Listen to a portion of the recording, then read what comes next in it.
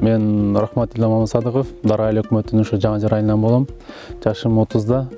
Өзүбүз буга билимим жогорку, анан негизинен айыл жергесинде өскөн үчүн дыйканчылык менен алектенip келебиз. Кичке биздердин ушуга аралашып, дыйканчылыктын сырын жакшы билебиз да. Ушуну биз ШИСТарда катышып жүрүп, Ошко барып катышып келгенбиз. Ошол жерден анализдеп, Кыргызстандагы айыл чарбасынан негизи кайсы тармак менен алектенсе болот, бизде эмнени өстүрсө жакшы.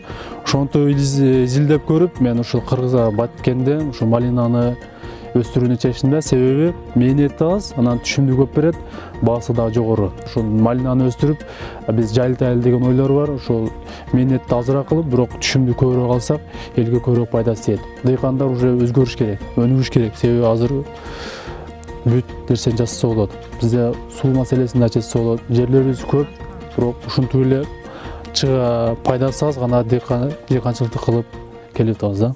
Негизинен ошондой.